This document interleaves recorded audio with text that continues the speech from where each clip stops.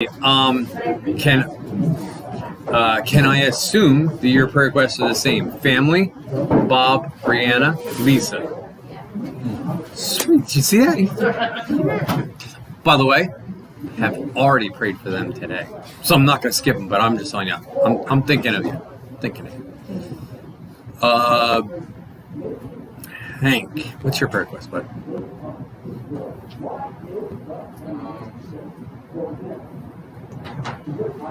Pray that I'll do a better job talking to people about that.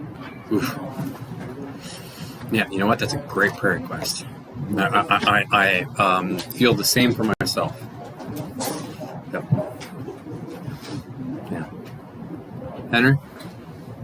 I just would hope I won't be a burden to my family as I get older. I kind of hope you are. It'll serve them right. I'm kind of joking. It'd be okay. Rachel, did Tom get the text? Okay. Sorry. Hopefully that didn't mess you up too much. Huh? Not yet. But, yeah. Yeah, I have to have wisdom about what to do. As you know, once you get so old, do you get rid of your house and move into a little tiny thing, or what? You know. I'm gonna be building a tiny house in the next year. Oh, really? So if I do it, maybe you can help me out, and then we'll build another one for you, and then we'll build them on the side and sell them. I would like to do one 12 wide. Just get the 8-foot wide trail and just cantilever it over. You can make them 12 wide. What? You and I will talk. We'll talk. Yeah. That's what I said, you know that people are actually buying outside sheds from Home Depot? Yep. And they're making them into houses? Yeah, that's exactly what we're going to do, but we're not going to buy the house and the sheds. Non-code area or put it on a trailer. Well, technically it can be code because if it's classified as shed, but you and I'll talk. Oh, but yeah, if you move in them, then they can. But all right, you should live under a bridge instead. Yeah, exactly. Jared, you got any prayer requests? Well, wisdom, but just particularly like this, often a desire to just be passive and not engage in certain situations in life. One of them would be telling someone else about Christ, or not wanting to deal with a particular situation because it's difficult. It's easy just to be I just don't want to deal with it. I just want to be passive sometimes, but I know that's not the right thing, and I know that's not what God wants for me. So the ability to fight those types of desires, urges, man, it's and then for her too. Yep. To know the Lord. Yep. In a real way, not just I grew up in church. Yeah. To know the Lord, Yep. Have a real relationship. Yep. That's good. These are good prayer requests. Yep. Carrie, Becky? End of school. Mm. The graduates. Mm. 7 graduates in church. In school. Sounds like a record. Well, 4 in Windsor, but then 2 or 3 others in the church. 4 is probably a record. Yeah, it's high record. Yeah. Cool. Nick? Eric? No? Okay. Tom, Rachel? I was in the Pace family, but also pray for my dad because he's will be doing the funeral, and it's expected to just be huge. They're gonna have to hold it at a high school gymnasium there, and just pray that I'm just praying that he can hold up through it. He's preached teens funerals before, but he's older now and he cries more easily, like Brother Rick. So I'm just praying that he can hold up. Yeah. Thinking about that makes me choke up, and I'm not. I think I'm younger than your dad. Yeah. And if she said Pace family, we've been praying for Hudson Pace for years. and there was a time where it had gone like away, right? He went into remission 12 days. Yeah. Came back. And then it came back and he passed this week. Yes, yesterday. So he passed. The St. Jude finally sent him home, and within 2 hours of getting home, he died. He was 14.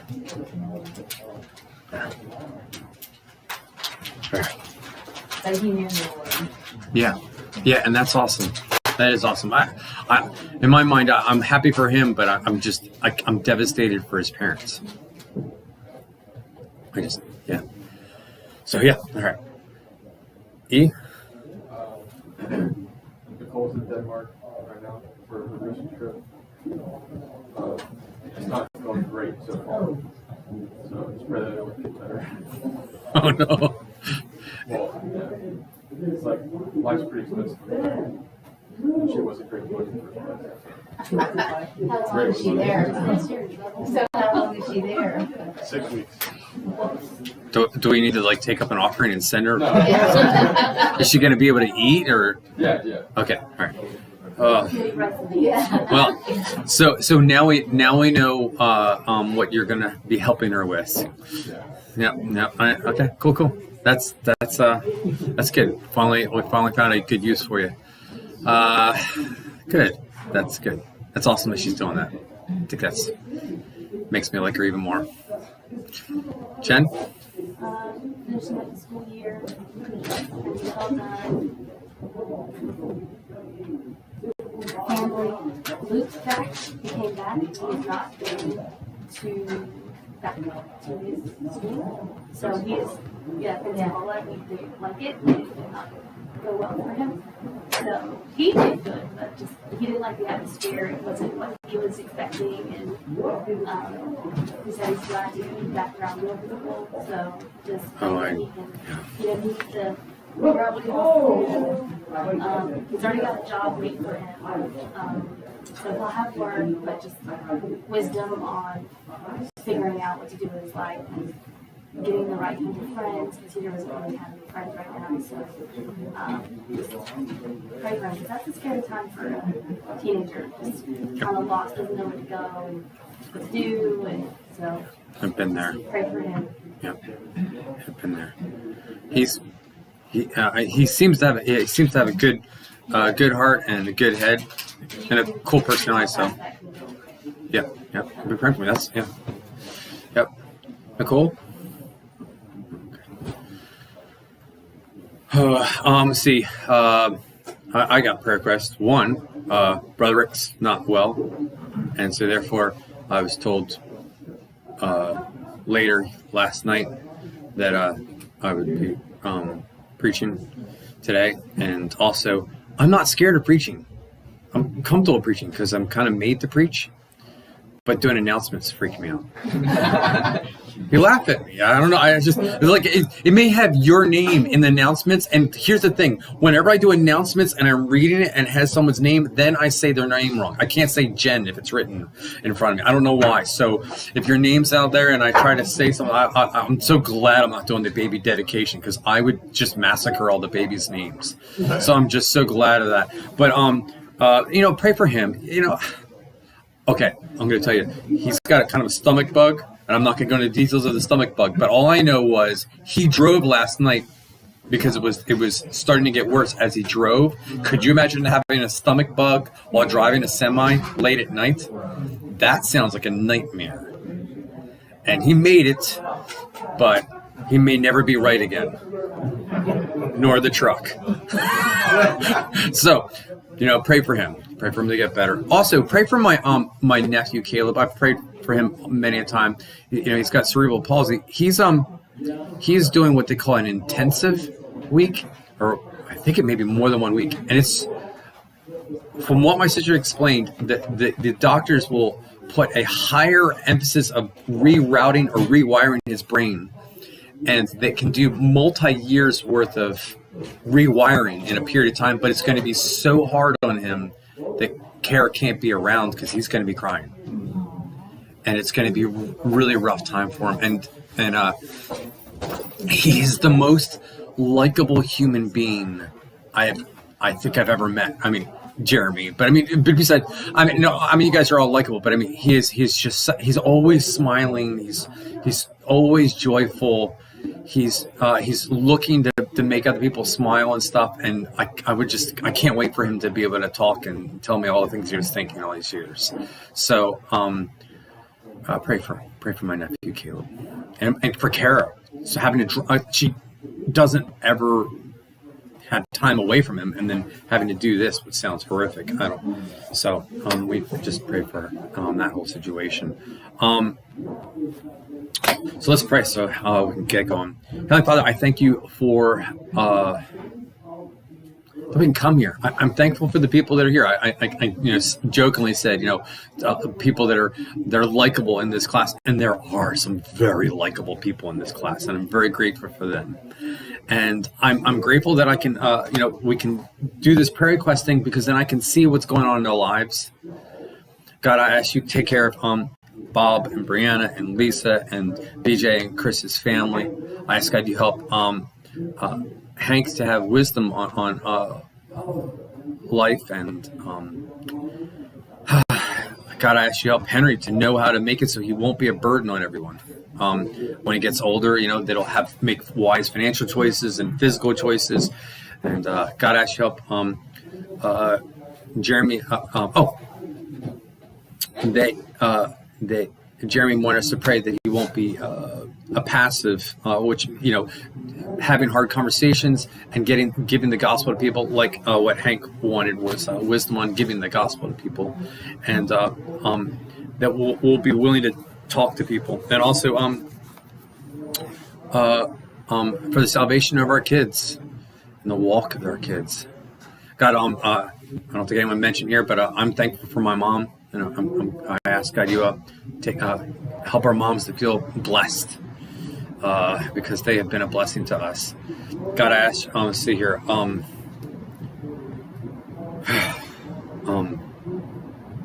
just got to pray for the Pace family. I'm having a hard time remembering everyone else's prayer requests because I'm thinking of them.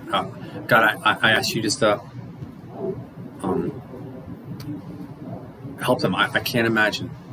I'm grateful that Hudson is. It seems that it's very, very obvious of where he is right now, and that gives us joy. But I can't imagine how his family feels. So God, I ask you help them. I ask you help Rachel's dad as he preaches, and God, I ask you help him.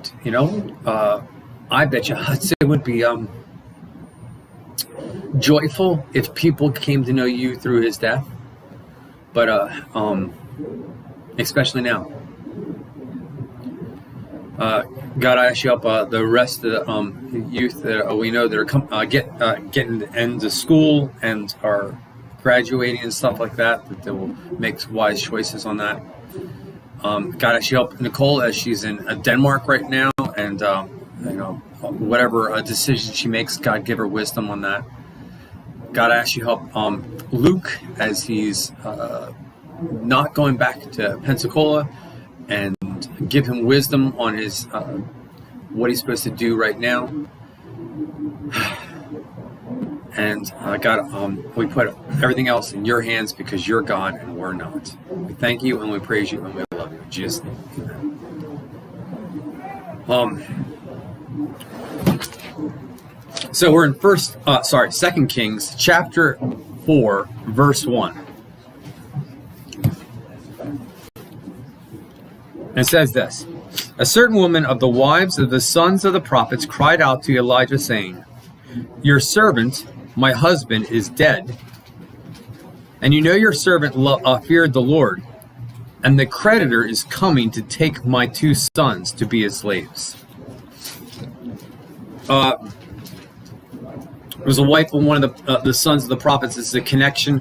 You know what? The thing I want you to get out of that is he was connected. There was someone that he was connected to. It is interesting how we can have a connection to a connection. You know what I'm saying? It's kind of like I never met the Pace family. My heart's breaking for him because I feel connected to him because I'm connected to the Strom family and Rachel, and then therefore her dad, and so my heart breaks for it. There's a connection, and her husband dies. Let me tell you that That's devastating. To have your spouse die. But then, but he was a good guy. He feared the Lord. So therefore, I can feel like it wasn't an OD. It wasn't something that he was doing wrong. You know what I'm saying? He wasn't sacrificed to some unknown God. He feared God. Bad things do happen to good people, but then it gets way worse. He had debt. I was talking to a guy down the road, and he was telling me one of the houses he bought. He bought a house one time from an HOA. You guys know what HOA is? Housing. What's HOA stand for? Homeowners Association. It was, this guy had not paid his homeowner association's fees, and it got to the point where the homeowners association owned his house. I'm like, how much debt could you have to an HOA? And he said, $45,000. One, good riddance. But two, it's just, that sounds like a debt that is unpayable. And this is, she is in debt to the point that she feels that it is unpayable, and the way that the creditor is going to take his wage from her is to take her sons and have them be slaves. I mean, the idea of slavery at all is disgusting and repulsive to me. Okay, no one should be owned by someone, but the thought of someone saying, "Yeah, Greg, you owe me. I'm taking your daughters." There will be bodies. I'm just gonna say it. If someone comes to take my girls, it's not gonna go well. Yeah, I don't care. It's online. If someone came to John and said, "We're going to take your son," all right, John would say, "Sure." But Noah, he would be like, "All right, we're fighting." You know what I'm saying? And the thought of someone saying, "I'm going to take your son and make him a slave," can you imagine? I can't imagine the anger, the fear. And you know what? Maybe even some anger at the dead. Her husband going, "Why'd you leave me with this kind of debt?" All these feelings. I can't imagine what she was feeling. And she takes it to Elisha, and she says this, and so Elijah says to her, "What shall I do for you? Tell me, what do you have in your house?" And she said, "Your maidservant has nothing else but a jar of oil." He says, "What do you want me to do?" It's like, by the way, you know what it reminds me of is when Mary came to Jesus and she said, "They ran out of wine." He's like, "Woman, what do you want me to do about that?" Right? And then she turns to everyone else and says, "Do whatever he says," and walks away, which is pretty cool. I love that. But it's like, "What do you want me to do?" And he's like, "What do you have?" Another story in the New Testament. I guess I've been reading Matthew. I'm hoping to preach Matthew in the semi-near future. And in my mind, I think of, she's like, "All I got is these, 5 loaves and 2 fish. That's all I got here. All I got is oil and debt." What did, I'm going to use Henry. What did Henry bring to God for his salvation? Yeah, his debt. That's all he brought. All he brought was the need. He had nothing else he brought to it. I mean, Henry's a great guy. He's patriarch of a family. He's a father of Hank. He's all these things. But the truth of the matter is, all those things are dung or void. The only thing he brought to salvation was the need. That's all she's really got. She's got a need and a thing of oil. And that oil, by the way, was oil, or some commentaries think, it was the oil that they used for dead bodies. So it was probably leftover from what they did for her husband. She had one other thing. What's that? She had faith enough to go to Elisha and ask. Well, yeah, and you know what? Well, and just like you did when you got your salvation. Yep. She and all she had was this unpayable debt. Then he said to her, "Go borrow vessels from everywhere, from all your neighbors, empty vessels. Do not gather just a few." Okay. She's like, "I'm in trouble because I'm in debt." And he says, "Okay, what you need to do is you need to go more in debt." Well, it sounds like he's part of the government. You know what I'm saying? The government always says this. You know what I'm saying? "Oh my goodness, we got a debt. We need to get more debt." But this doesn't make sense. And you got to remember, in those days, the vessels, it wasn't like they had, cheap vessels, containers. Weren't they pottery? Yeah, a lot of them were Clay pottery. and then Yeah. fired them? But they weren't something that everyone could get on an easy basis. Oh. You know what I'm saying? This wasn't something that was small things to these people. So she's having to go to people and borrow something that was of value to them. Yeah. And this isn't how things are supposed to work. And he says, not just a few. Can you imagine? Okay, think about this. Her level of obedience equaled the level of God's provision. Oh, it was sort of like the one king was asking for victory over his enemies, Yep. and they shoot arrows. Yep. He went to some prophet, and Yeah. they said, "Oh, you should have shot in 10 or 20." Yeah, because then you would have finished them off. Right? Exactly. That's the exact passage I was thinking of. You're correct, Henry. Yeah, so if she had done more, if she got more vessels, if she had come to my house, I could have given her a whole bunch of vessels. If she had gone to someone further down the road, maybe. But here's the thing, and we'll get into that. But God asked for action. Look, I believe that salvation is completely by God and we have nothing to do with it. But God does ask for action in our life.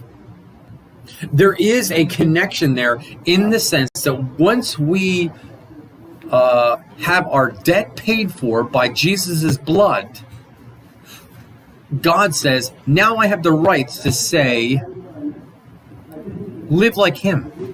Carry your cross. Live for me. Realize I'm God. Tell others. Go back to your original setting of what you're supposed to do as humans and glorify me. God asks for actions. By the way, as Jeremy said, he doesn't want to be a pacifist. He doesn't want to just step back and not do the things he feels he should do, even though they may have consequences. And that's the same thing. I got news for you. There's been times where I've given the gospel and got yelled at for it, and not just by the person I was talking to, but by other people. That I've had Christians yell at me because I gave the gospel to someone because they said, "No, you're going to ruin my relationship with that person." He's laughing. It was not fun. Yeah, exactly. But they don't care about that person. They don't care where they're going to go. Did you notice what Jesus would do when he would meet somebody, like the woman at the well? Yeah. He would throw a crumb at them and see if they would take it. Yeah. He would say, would you give me some water? So he was testing the spirit of the person. Yeah. And then he said, I'll give you water that you would never thirst again. So he didn't say, well, I'm going to spell out the whole plan of salvation to you. He saw whether or not they wanted anything, and if they didn't, he could just walk away. What he started something and then saw if they were going to keep it going. Like Sinclair. Like salt. He gave him some salt. So Right. we want some water. Right. That's like how Sinclair used to do it. Like when people asked him how he's doing, he'd say, "Better than I deserve." And so many people would say, "Oh no, you deserve all kinds of good things. I know you." And then Sinclair would say, No, you don't understand. I'm a filthy, rotten sinner." And then boom, they'd get the whole gospel. He would make them make a one step before they got the rest. And most of the time that helped because he had them started. Yeah, I like that. You're right. And Jesus did do that. And in this some ways that was happening here. But God asks for us to make steps. He asks us to do things. And then verse 4 says this, and when you have come in, you shall shut the door behind you and your sons, then pour it into those vessels and set aside the full ones. Okay, so he says, I want you to shut the door. This is just between you and God. At first, I was like, oh, yeah, that makes sense. There's things. But I think it's more than that. If she had done that in front of everyone, two things. Everyone would start bringing their own vessels to her, more vessels, but also people would start worshiping her or making her into something that she wasn't supposed to be. And I was listening to John Cooper podcast. John Cooper, Christian musician, quite well known. He was talking about how some other people that he's known that wanted to be a musician like him, he looked at him and thought, no, that's not meant for you because you wouldn't be able to handle the fame. And there's times it's been hard on him, I'm sure. But there's some people that fame gets to them and it just dissolves their Christianity or messes up their relationships with people. And, she wasn't meant to have that. He was protecting her by telling her to shut the door. And then he said, pour from one vessel into another vessel. I don't understand. I was listening to someone talking about, volume, right? The volume of this equals the volume of that, right? Science, right? 1 + 1 = 2, right? Didn't work. Okay, I had this debate with Brother Mike one time, way back. I mean, before I was married. Okay, I remember he and I writing on a board this. I was like, God can make 1 + 1 = whatever number he wants. And Brother Mike said, no, Greg, you're wrong. God stays within logic because that would be 1 + 1 + God = whatever he wants. And in this scenario, oil that's this makes oil that is this. But it's not just that. It's oil plus God fills the vessels.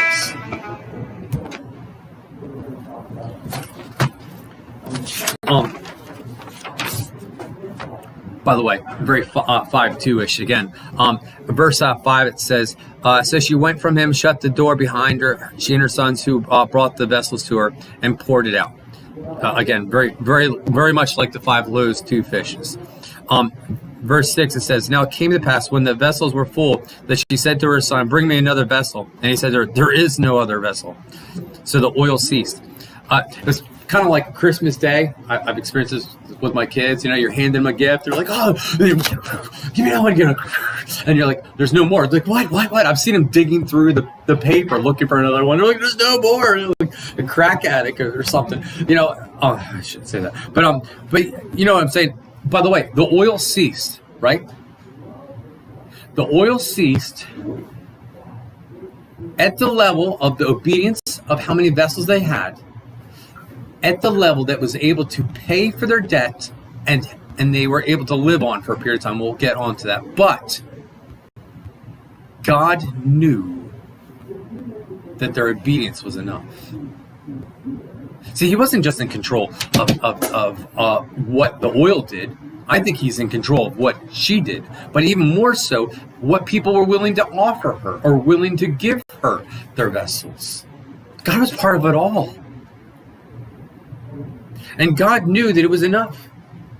Because otherwise, she would have felt some kind of twang. No, I need to ask Bertha down the street, or whatever. Whatever ladies down the street. Probably Ruth or something. I need to ask her for, vessels. But she did what she could, and it was enough. Verse 7.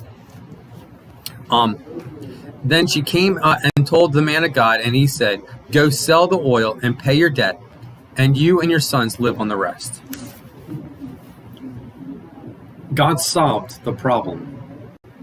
The debt was paid by God as he did for Henry and for me. And he did it the 1 + 1 plus God is Jesus being born of a virgin in a small town, in a cave, in a whatever, you know what I'm saying? All these things equaled salvation for Greg.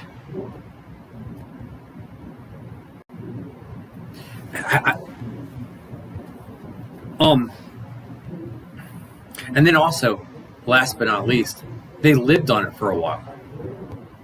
So not only did she have enough to pay the debt, she had enough to live on.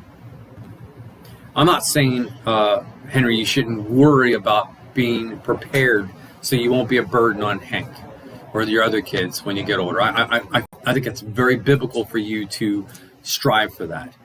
But don't forget that God's involved with it too. Because you know what? I've seen people that thought they had all the prep. Funny story. She won't listen. I don't care about this. I was doing a job for a lady, right? And I told her, well, we could do it this way, and it'd be more cheap, more reasonable. And she's like, listen here. You don't need to worry about money with me because I'm a Bitcoin millionaire.